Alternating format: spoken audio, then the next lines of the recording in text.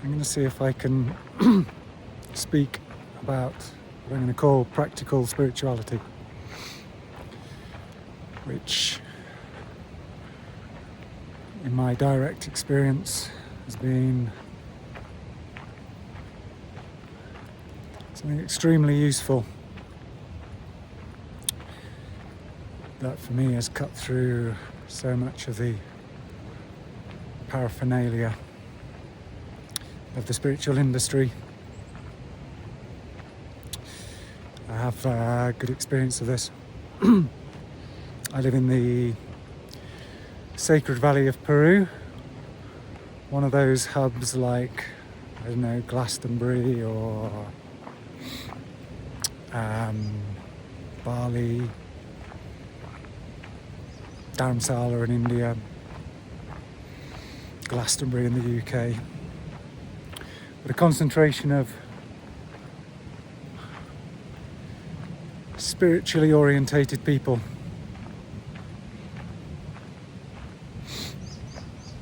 Add to that the traditions of medicine in this country, the San Pedro cactus here in the mountains, ayahuasca down in the jungle, though it all comes and joins here in the valley. And me personally, I done the meditation route, Zen, Vipassana, Satsang, retreats.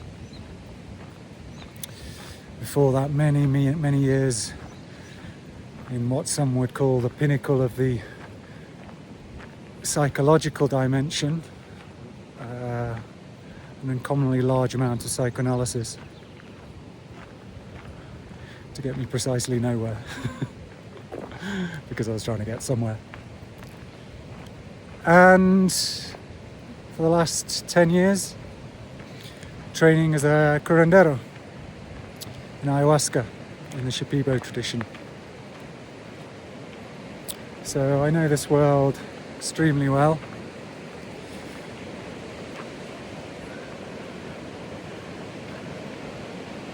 So what brought me to change my tune to offer my services under the banner of Stop Healing and Start Living. And it's because I encountered in myself and in those I see around me so much confusion, so much spiritual ego,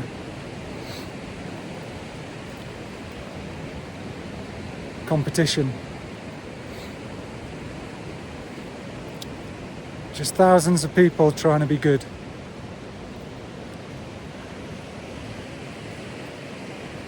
More meditation, another 10 ayahuasca ceremonies,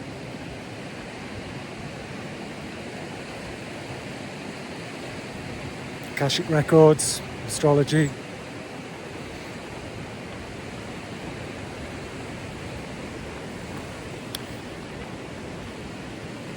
Now, in and of themselves, they're kind of potentially extremely beneficial, mostly on a therapeutic level.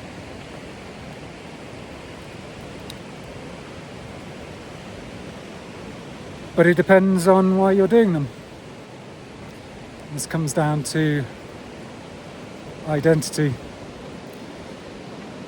and the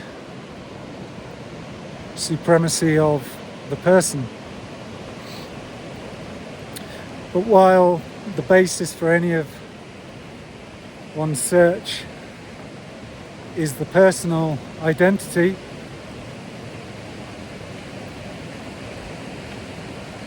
and personal safety more than anything, then it can only ever really go one way. It's all pointless. Meditation is pointless. Ceremonies are pointless. Rituals are pointless. all of the paraphernalia. And I don't say this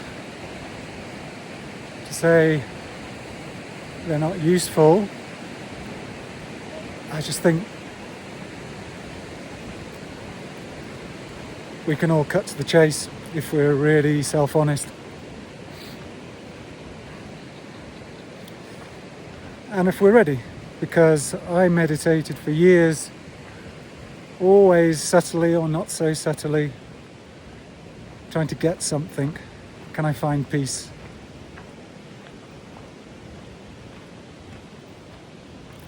Can I get approval? Can I get the world to see that I'm one of the good guys?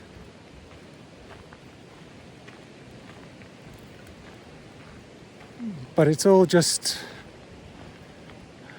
a false self talking to itself, a program running.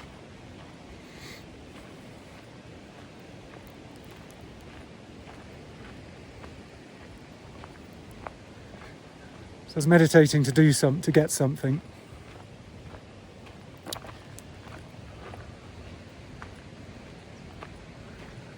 And I couldn't see what else to do.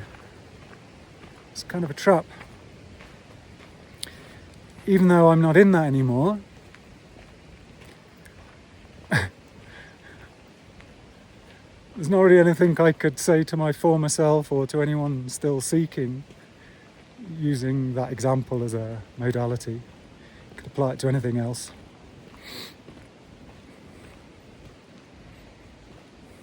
Anything where you're trying to improve.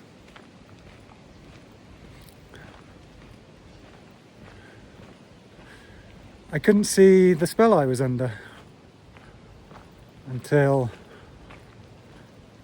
I did see it. And now meditation is... everything is meditation.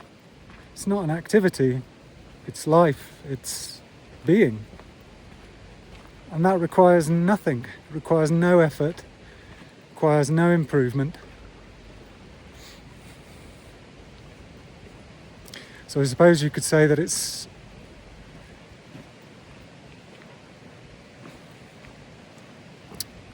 incrementally or quickly increasing your capacity for self-acceptance.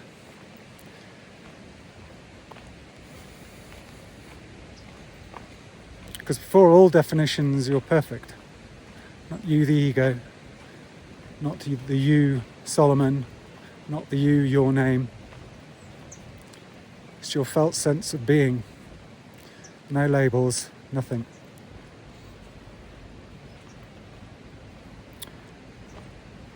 And this is oneness. Because there's nothing else, there's just now. There's no story in your mind. Well, there might be a story going on in your mind, but that's an add-on. And it's perfectly natural that happens.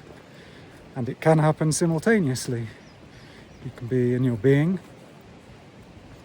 or well, you have no choice. That's what you are. But you can be conscious of it without making that a job. And thinking all sorts of crazy shit. Or nice stuff.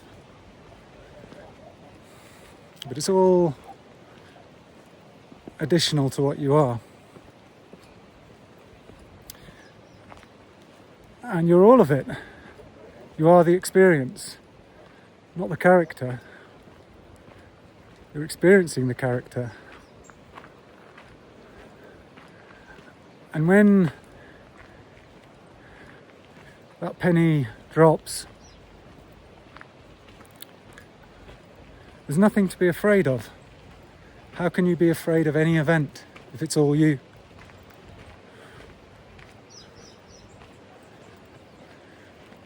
It can't touch you because it is you.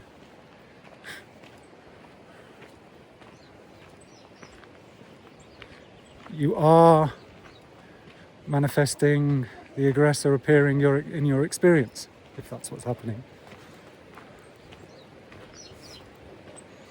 It's only when you re-identify with the person that this becomes a problem.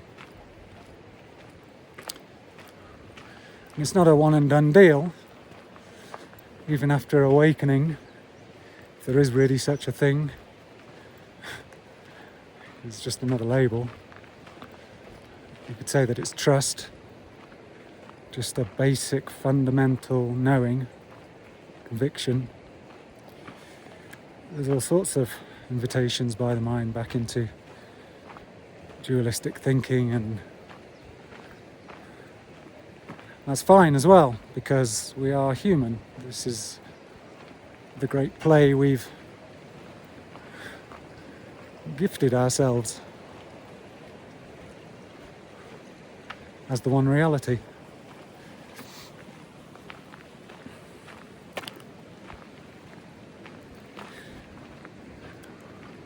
It's the end of searching.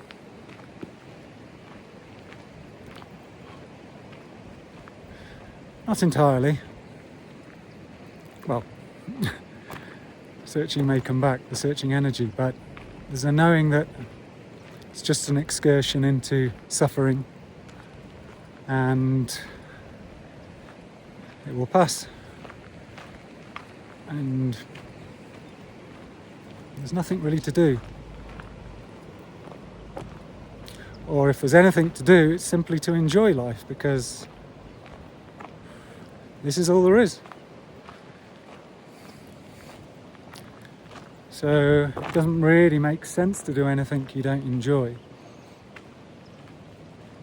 Which is why, as I did for many, many, many years, these people sitting long hours, dedicated practice to meditation,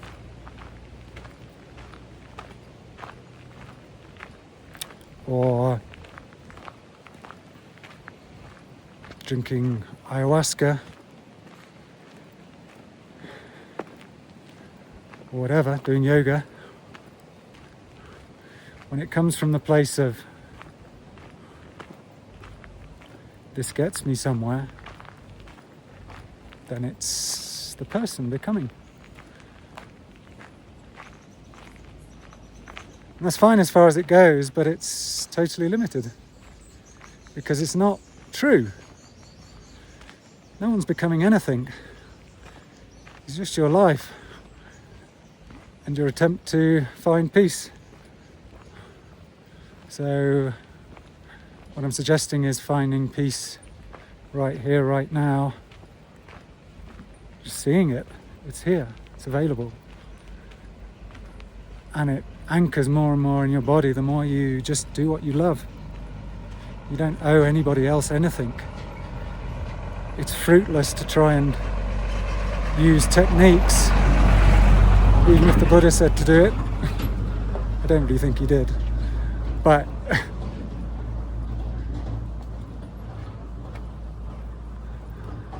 it's kind of a waste of time. Unless you love doing it, and then it's fantastic. Do it.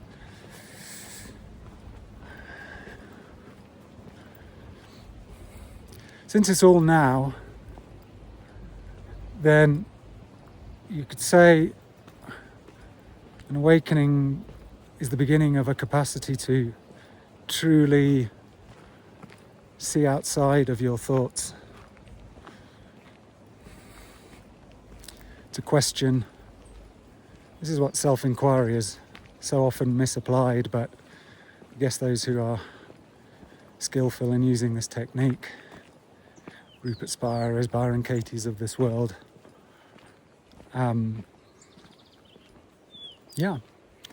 it's useful for sure. It's the key. But for me, it's much more simple. I don't need to kind of go and meditate and self-inquire as a big noble task. It's much more simple. It's just I find myself thinking things, and then getting an instant feedback from my body for what that signifies for me, usually some trauma response, something shitty happened in your life as a child. Usually you, with the incredible intelligence of a small child, you made yourself safe by creating a story, and then that comes and presents itself. And it can be a thought, leads to a sensation in the body, voila.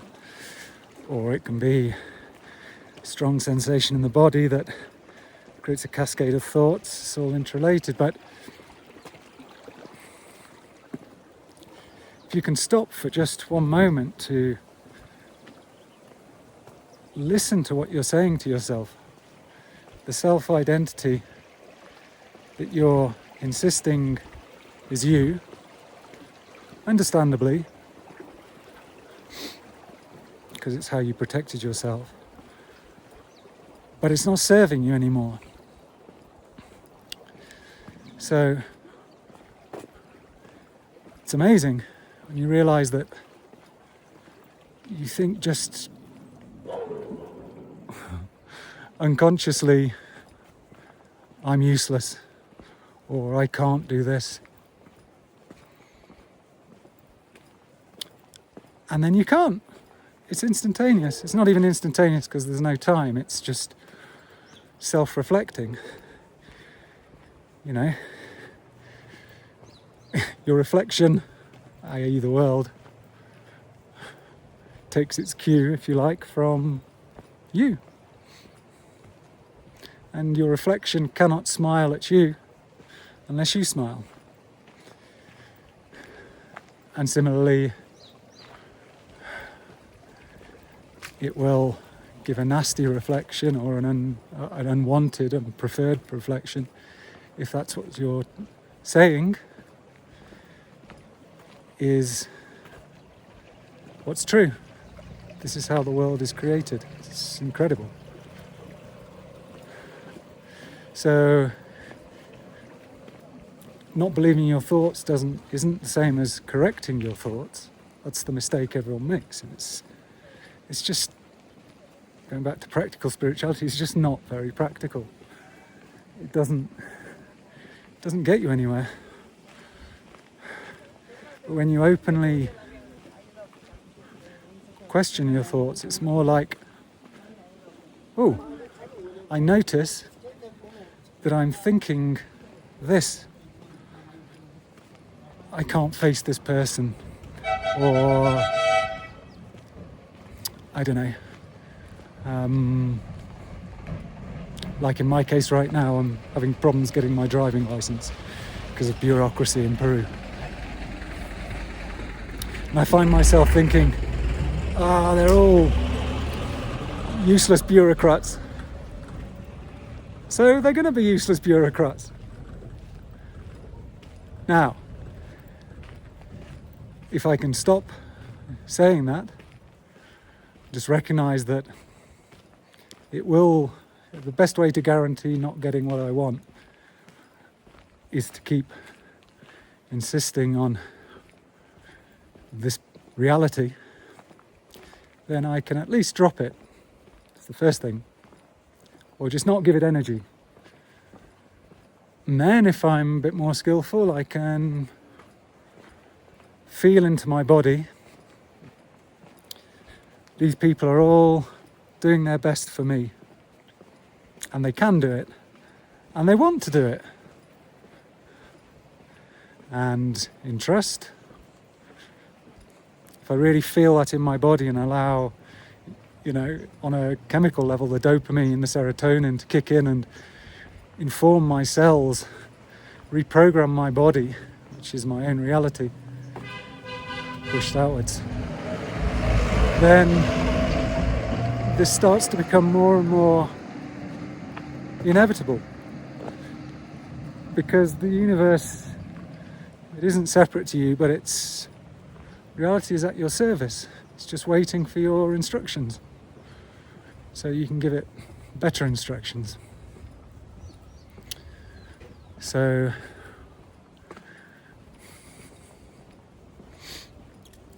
there are just more practical ways to live. Ultimately,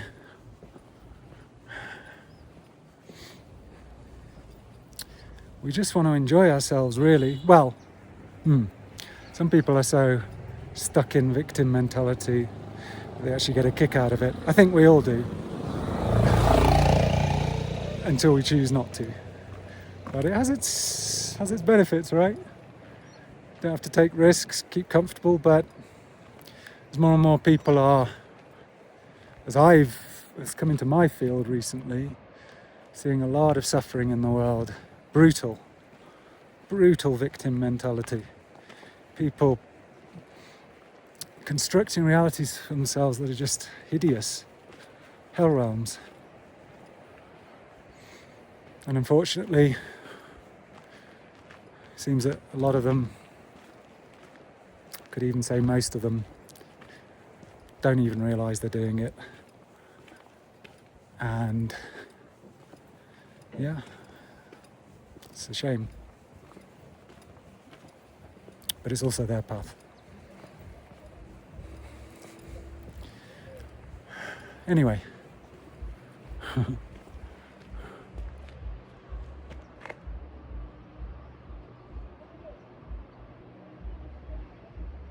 If you got this far, well done. I'm just kind of practicing for myself. This crystallizing, speaking my truth into the world. Getting it out of my head, where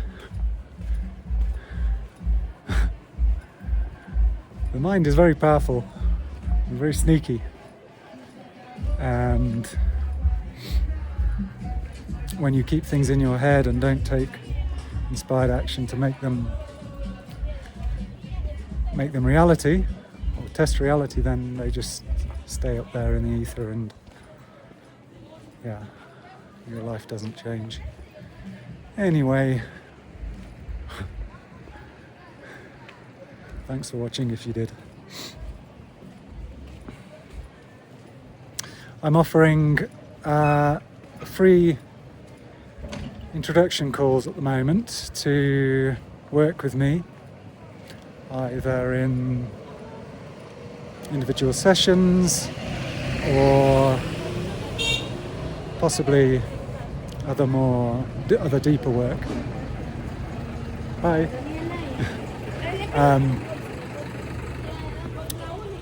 Or even to drink ayahuasca with me if you're in Peru.